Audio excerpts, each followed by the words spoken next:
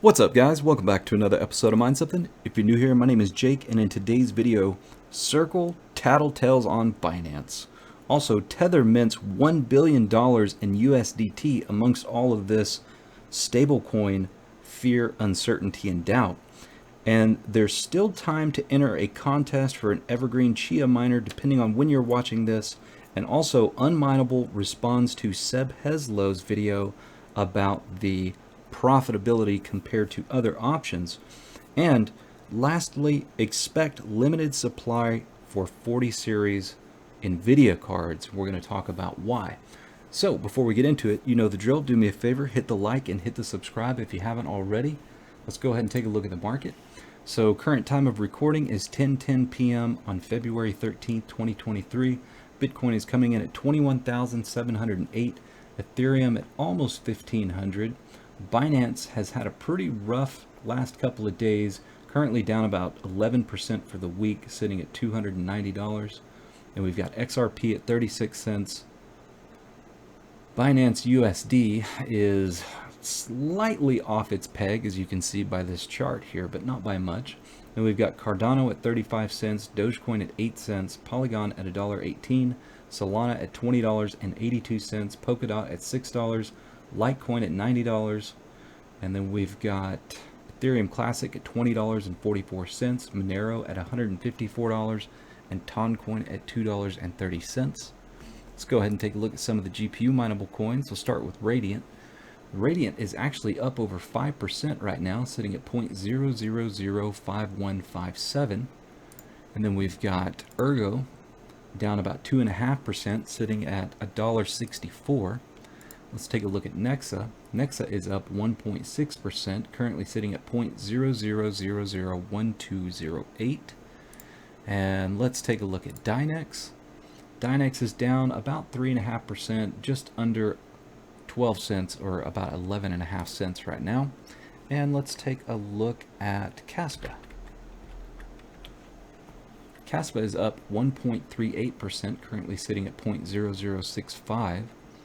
And let's go ahead and jump into a 3070 profitability at 10 cents per kilowatt hour. So right now Nexa is still on top at 10 cents, and we've got Dynex at 6 cents, Ergo and Kaspa at 5 cents. And by the way, in yesterday's video, I was a bit confused on why dual mining Ergo and Kaspa would be profitable, while mining Ergo or Kaspa independently is negative.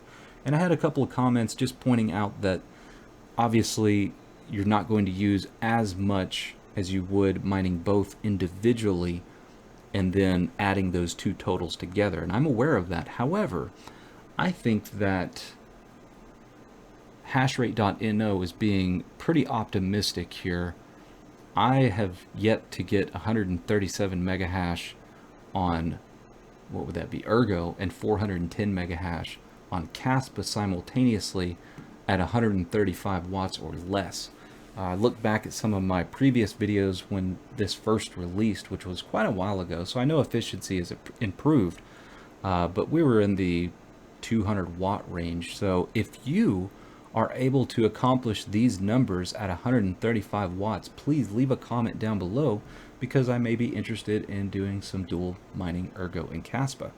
Moving on, we got Radiant at 1 cent in profit, Ergo negative 3 cents, Kaspa negative 3 cents, Alephium negative 3 cents, ETHW and Alephium at negative 4 cents, Conflux negative 4 cents, Cortex negative 5 cents, Ethereum Classic and Alephium negative 6 cents, Neoxa negative 7 cents, also Beam negative 7 cents, Ravencoin negative 9 cents, Expanse, which I'm not familiar, maybe I'll have to take a look at that, negative 9 cents. ETH POW negative 9 cents. And then we got to scroll down a pretty good ways here to get to Flux at negative 16 cents. You know what? Let's go ahead and take a look at Flux's hash rate real quick. Maybe if hashrate.no will work. There we go. All right, so Flux hash rate had a little spike up here in the last couple of hours, back up to 5.2 megasols. We got down to 5. Well, I guess that is the lowest it's been, at 5.09. So Interesting that it's peaking up just slightly, but again, we know this is probably going to continue to go down. So let's go ahead and take a look at emissions for the day. Castle, being the first GPU mineable coin on the list other than ETH Classic, is coming in a little bit better than yesterday at 152,000 in emissions. And we've got Monero at 71,000, Ergo at 62,000, and we've got Flux at 35,000, Dynex at 25,000, and then Cortex at 11,000, and Conflux at 21,000. Let's go ahead and take a look at ASIC miner profitability for the day, and look at this. The KA3 has lost its top spot. It is down to third place at $25.98, getting beat by the K7 and the new D9. So the K7 getting $28.79 and the D9 $26.22. Scroll down, the first Jazz miner $2.74, and then the X4 at $2.71. I'll scroll down a little ways, and I'm always interested to see how well the KD Max is doing. So let's take a look at that. So the Gold Shell KD Max is now negative $1.16. Looking pretty rough. All right, so let's go ahead and jump into this article from Cointelegraph about Circle tattletelling on Binance. So it says Circle blew the whistle on Binance reserves to NYDFS. New York State Department of Financial Services, or NYDFS, reportedly received a complaint from stablecoin issuer Circle regarding Binance's reserves prior to its crackdown on BUSD. According to a February 13th Bloomberg report, Circle alerted NYDFS in an autumn 2022 complaint that Binance's reserves were insufficient to support its tokens, seemingly including stablecoin Binance USD. A person familiar with the matter reportedly said Circle's team had uncovered the information through blockchain data. How convenient for them that the competition was not up to par. Circle's actions came prior to the United States Securities and Exchange Commission plans to file a lawsuit against Paxos, claiming that BUSD was an unregistered security. NYDFS announced its own regulatory action on February 13th, ordering Paxos cease minting Paxos issued BUSD and reiterating its requirements for tokens under its regime to be fully backed by cash or cash equivalents.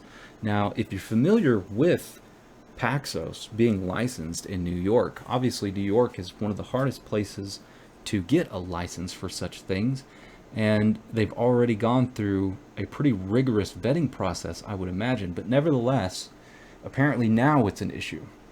So in a February 13th statement responding to the SEC's lawsuit, Paxos said BUSD was not a security under the federal securities law, adding, BUSD issued by Paxos is always backed one-to-one with US dollar denominated reserves, fully segregated and held in bankruptcy remote accounts. We will engage with the SEC staff on this issue and are prepared to vigorously litigate if necessary. The crypto regulatory action was the latest in the United States affecting crypto firms, as the SEC reached an agreement with Kraken to stop its staking services for U.S. users.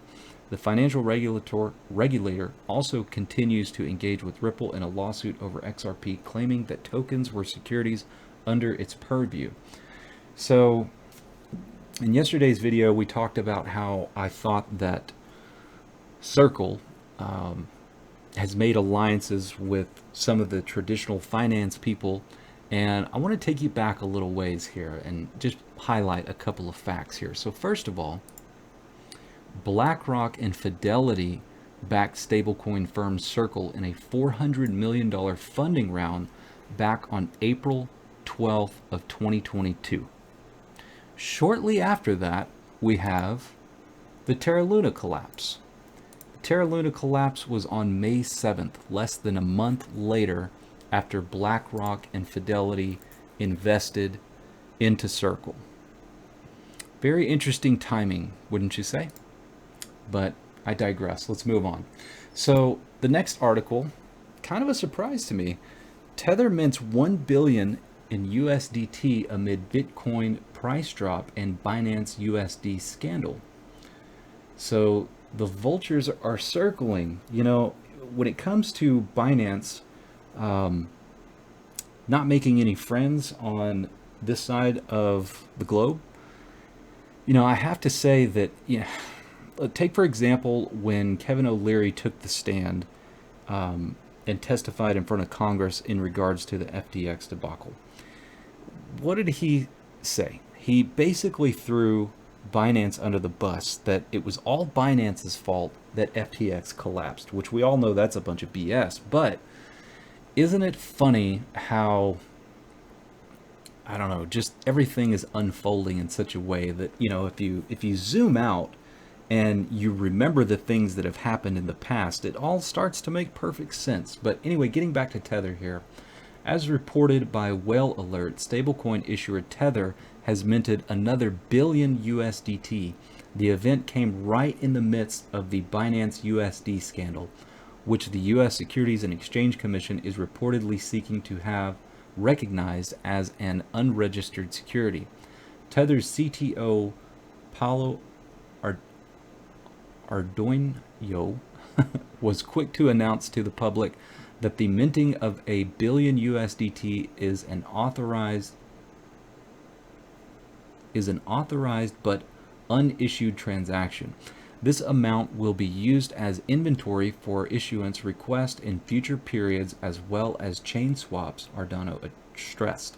USDT and BUSD are among the largest stable coins on the crypto market, with market capitalizations of 68.58 billion and 16.13 billion respectively, while Binance USD contains the name of the world's leading crypto exchange, where 90% of its turnover is concentrated. The issuer of stablecoin is Paxos, which will be a defendant before the SEC. It is also important to note that BUSD also accounts for 21% of all customer reserves on Binance. Also, one other thing that I should probably point out here is, do you recall when Binance said that they were basically going to exchange anyone's, I believe it was Tether, maybe it was USDC. We should probably Google that. I'll take a look here in just a moment and I'll wrap the video up with that. But this is all kind of, it's just backstabbing after backstabbing when it comes to these stable coins. And at one point, Binance exchanged everyone's USD coin for Binance USD. So obviously they didn't take too kindly to that, apparently. Anyways, moving on, aftershocks. The news noticeably shook Binance USD's peg to the dollar and added a premium to the price of Tether USD. At the peak, BUSD fell 0.48% against USDT. At the moment, 1 BUSD is quoted at 0.998 USDT.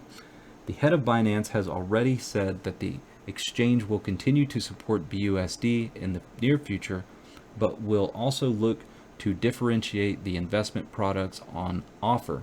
Paxos, on the other hand, stated that the existing BUSD offers remain fully backed and redeemable until at least February of 2024.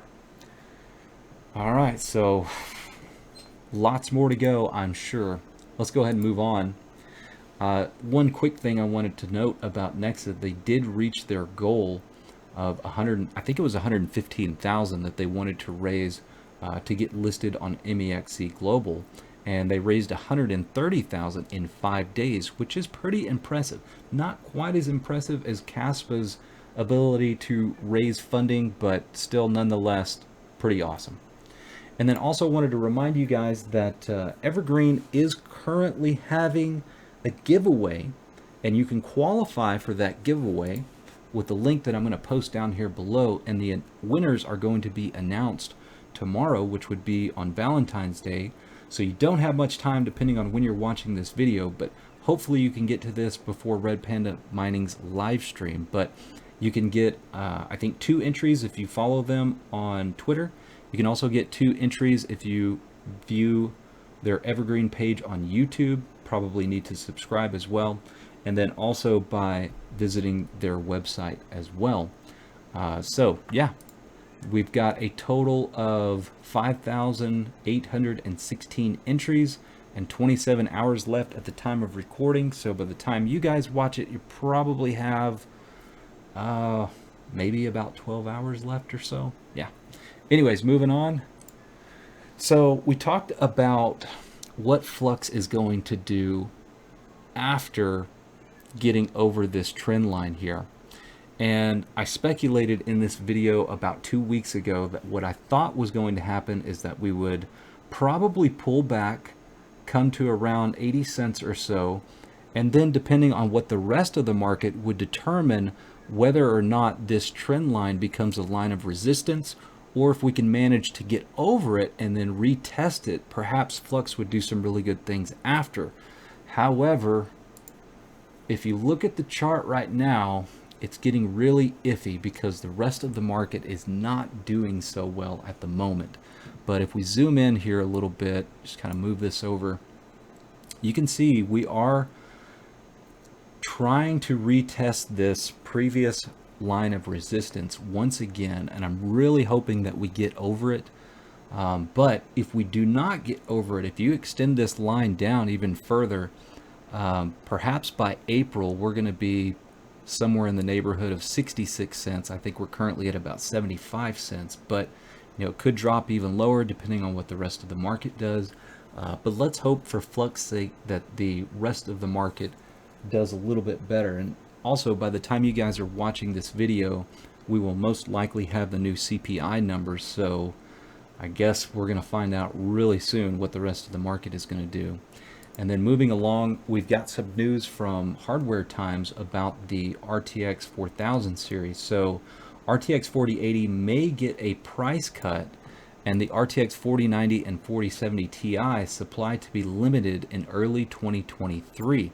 Now, obviously, we're already into February, but let's take a look at the rest of this article to see what it says. So NVIDIA's GeForce RTX 4000 series GPUs are allegedly going to be in short supply in the early months of 2023. The RTX 4070 Ti, the 4080, and the 4090 are expected to see limited shipments to board partners in February and March. The shortages are likely the result of a cut in production capacity due to limited demand and the Lunar New Year delay. So the new Lunar New Year delay is basically Chinese New Year, right? But in the US we celebrate New Year's over one day. Typically that's a holiday, but it's right back to work after that. So I was curious how long the holiday lasted for them, and apparently it's 15 days. So yeah, that could drastically impede production capacity and limit the amount, which, perhaps this is just another one of NVIDIA's tactics to justify limiting supply to keep the demand higher and the prices unaffected. But the full extent of the shortages is unknown, and it's unclear which SKUs will be most affected. The RTX 4090 was released with ample stock and had been selling like crazy, while the RTX 4080 had been slogging it out against the Radeon RX 7900 XTX. The newly launched GeForce RTX 4070 Ti has largely been received well, with chart-topping sales across multiple retailers. The impact of the shortages will vary from region to region depending on the available stock and customer demand. The GeForce RTX 4080 is yet to get that price cut that was reported back in December. While sales have been decent across DIY retailers, the mainstream markets have largely rejected the 4080. Furthermore, as the Radeon RX 7900 XT continues to drop in price, it's only a matter of time till NVIDIA does the same. And then lastly, I wanted to get into Seb Heslow's response from Unmineable in regards to the poor profitability compared to other platforms. If you weren't aware or haven't been following Seb Fintech's channel, he did a video back 11 days ago comparing Nicehash, Unmineable, and a few others, and the performance of Unmineable was poor, to say the least. Now, this is the conclusion of the 30-day results, and as you can see, Unmineable came in pretty much dead last here at about 80% in comparison to, let's say, for example, Nicehash at 100%. And they did respond to Seb, and he's got a new video that you guys should probably check out if you want to get the whole story. But to summarize, basically what they said is there was a couple of reasons that their profitability was so bad during the time that he was testing it. Now, he tested it over the course of 30 days, and they pointed out to a couple of things. One, back on January 28th and also January 20th, I think. Let's see if we can find it. Yeah. Our backend services went down for 15 minutes due to a network issue reported by our cloud provider. The website and mining pool should be working correctly by now. Nevertheless, we continue to monitor all systems. Sorry for the inconvenience. So the first one was 15 minutes, according to them. And then the second one, I don't think they specify how long it was, but it says, we are currently monitoring all systems. Our cloud provider reported a network issue that affected our US nodes. We are very sorry for the inconvenience. Connections to the pool and website should be working correctly now. We will continue to monitor and report it if needed. By the way, we are already working on a migration plan to transfer our infrastructure to a more stable and resilient cloud provider. Our miners deserve better. So I think they also announced not too long ago that they had successfully migrated. But I just want to point out here, this specifically says US nodes. And Seb, if you're listening, aren't you in Canada? Are you mining, or would you suspect that you're mining to US node being in Canada, or does Canada typically have its own stratums? I would guess that they are probably one and the same, but it'd be nice to have some type of confirmation on that. But getting back to their, I'll call them excuses. Now, they are documented, but nonetheless, they are having, or were having, issues, and that does affect profitability. Now, are they going to reimburse anyone? No, I don't see anything like that being mentioned. But I've used Unmineable occasionally for a very long time. This goes back to 2021 days, and it did not take me long to figure out that I was losing anywhere from 15 to 22% on any particular day. Most of the time it averaged about 18%. And that told me everything that I needed to know, which was, it was not in my best interest to use Unmineable to collect the coins that I was trying to collect. And you may ask yourself, well, what were you trying to collect? At the time, I was getting a little bit of XRP, and I think some Cosmos, as well as some Bitcoin. And I just want to go through the list so that you guys can see what is currently available in case you are interested in using Unmineable and you don't want to go through the trouble of exchanging coins on your own.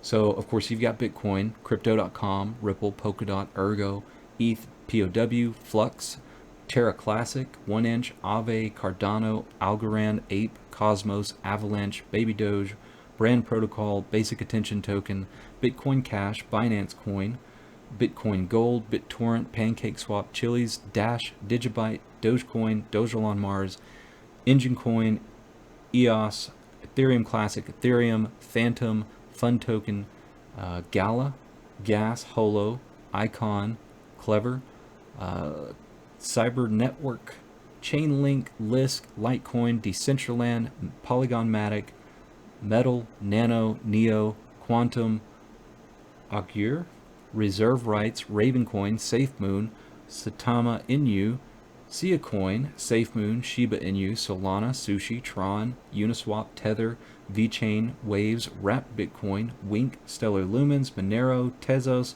Verge, Yearn Finance, Zcash, Zill, and Ox, which is a pretty healthy list. There's definitely a lot of things that I would like to see added to this, but you know, it is convenient. Unfortunately, it's not anywhere near as profitable. Now, let's say, for example, if you're mining something that is the most profitable right now, which would be Nexa or Dynex or Caspa, I don't think that they have added any of those algorithms that you can mine. So you're essentially mining at a loss to only take about another 20% loss. Now, according to Seb's video, they could account for about 6% increase had they not had issues with their servers. And so that would put you at about 14% down from just mining the coin directly and then exchanging it for something else. But if you're mining something that's currently already at a loss, let's say, for example, what do we got to choose from? We got Zhash, we got Zelhash, we got Firo, we got Beam, we've got Ergo, we've got Kapow, ETC hash, and ETH hash. So let's go take a look at those real quick on a 3070 and see how poorly they are performing. So Nexa is back up to 12 cents a day in profit. If we look at, let's say, Ergo, so Ergo is negative 1 cent, and compare that to 12 cents profit. I mean, that's pretty substantial. We're talking about a significant difference. And then what else do we got? We got Beam, I saw, negative 7 cents compared to a 12 cent per day profit. And then we've got ETH POW, negative 9 cents. And then we had Flux, also negative 16 cents. So why would you mine anything in Unminable's list of things to mine and then transfer that to the coin that you want and then lose another 14% in their exchange fees? Seems pretty ludicrous to me, but hey, there's plenty of people doing it, so more power to you if that's your thing. Anyways, that's all I got for this video, guys. I appreciate it, and do me a favor before you go, hit that like, hit the subscribe. Don't forget about the contest for the 3,000 subs giveaway, and I will see you guys on the next one.